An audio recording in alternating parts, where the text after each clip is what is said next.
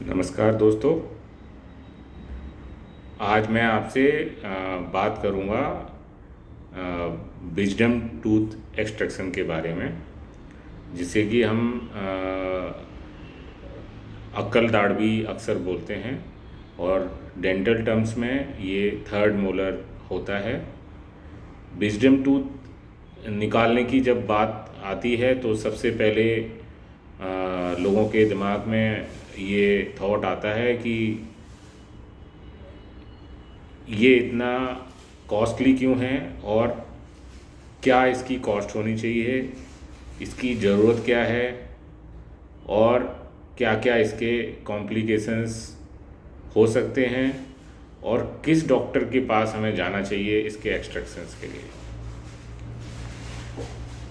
सबसे पहले मैं बताऊंगा विजडम टूथ निकालने की ज़रूरत जो नीड होती है वो और बाकी के एक्सट्रैक्शन से क्यों अलग होती है। विजडम टूथ के अलावा कोई भी दांत को हम जब निकालते हैं जब वो पूरी तरह डैमेज हो चुका होता है या जिसमें कीरीज होती है या वो दांत बिल्कुल हिल रहा होता है, उस कंडीशन में उसको निकालने की आवश्यकता पड़ती है। लेकिन विजडम टूथ को कई बार हम उस स्थिति में भी निकालते हैं जब वो पूरी तरह हेल्दी होता है। इसकी वजह ये है कि विजडम टूथ सबसे आखिर में निकलने वाला दांत है जो नॉर्मली 18 से 22-23 साल की उम्र तक निकल जाता है। लेकिन कई वजहों से, हेरिडिटरी वजहों से या कुछ और वजहों से, जैसे कि दांत का साइज बड़ा है और उसको निकलने के लिए पर्याप्त स्पेस नहीं है, तो वो अक्सर नीचे बोन में फंस जाता है और आगे वाले जो बराबर वाला उसके मोलर होता है उसको वो डैमेज करने लगता है। ऐसी स्थिति में जब वो बार बार पेन कर रहा होता है तो उसको निकालने की ज़रूरत पड़ती है। फिर दूसरा सवाल ये है कि इसकी कॉस्ट ज़्यादा क्यों होती है। इसकी कॉस्ट ज़्यादा रहने की कई वजह हैं। अगर विजडम टूथ की रूट्स स्ट्रेट हैं और वो पूरा नॉर्मली इरप्ट हो चुका है मुंह के अंदर, तो उसके चार्जेस नॉर्मल टूथ की तरह नॉर्मल चार्जेस ही होते हैं, जो area to area, clinic to clinic थोड़ा डिफरेंस रहता है, लेकिन वो नॉर्मल कम चार्जेज होते हैं। लेकिन जब विजडम टूथ आगे वाले टूथ में फंसा हुआ होता है, कुछ पिक्चर्स मैं आपके साथ शेयर करूँगा, या वो बोन के अंदर उसकी रूट्स कर्व्ड होती हैं जो नॉर्मली एक्सट्रैक्शन करने से, कोशिश करने से टूट सकती हैं या बोन को नुकसान पहुंचा सकती हैं, उस कंडीशन में इसको सर्जिकल तरीके से निकालने की आवश्यकता होती है। इसीलिए इसकी कॉस्ट ज़्यादा होती है और उसमें भी जो मैंडिबुलर या निचले जबड़े में जो विजडम टूथ होता है, लोअर जॉ में जो विजडम टूथ होता है, उसके निकालने के चार्जेस ज़्यादा होते हैं due to thickness of bone and ये जो है जॉइंट एरिया में होने की वजह से। तो इसीलिए इसके चार्जेज 3000 टू 10,000 15,000 तक वेरी करते हैं। अगेन एरिया का, अगर कोई बड़े हॉस्पिटल में जाएगा तो उसके चार्जेस थोड़े ज़्यादा हो सकते हैं। अब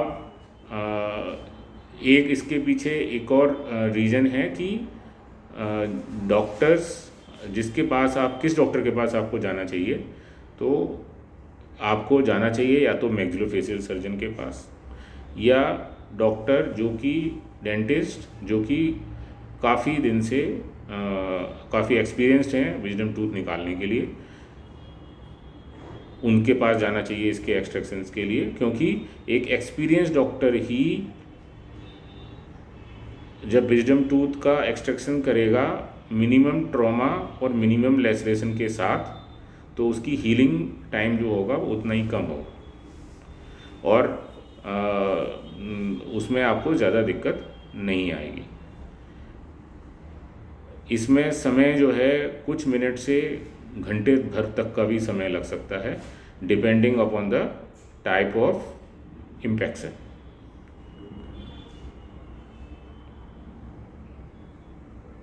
इसके कुछ कॉम्प्लिकेशंस कभी कभी होते हैं, बहुत रेयरली, जब इंस्ट्रक्शंस ठीक से फॉलो ना की जाएं या निकालते समय कुछ ज़्यादा चीर फाड़ की ज़रूरत पड़े या ट्रॉमा हो।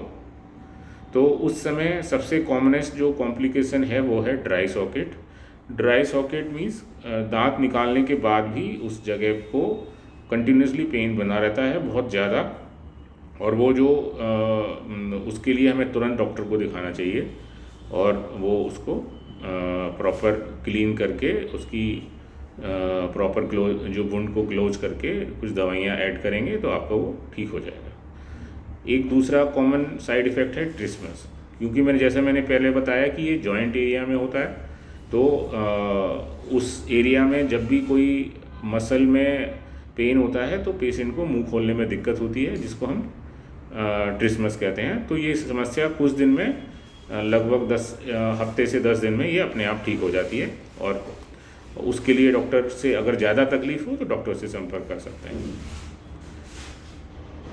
इसके अलावा बहुत अनकॉमन है कि अगर रूट्स नर्व्स के पास में हैं और अगर नर्व को डैमेज कर देती हैं तो उस हिस्से को कुछ दिन तक वो सुन्न रह सकता है। ज़्यादातर केसेज में वो अपने आप ठीक हो जाता है, और कोई किसी एक्सट्रीम केसेज में किसी में 6 महीने तक का समय लग जाता है नमनेस को ठीक होने में।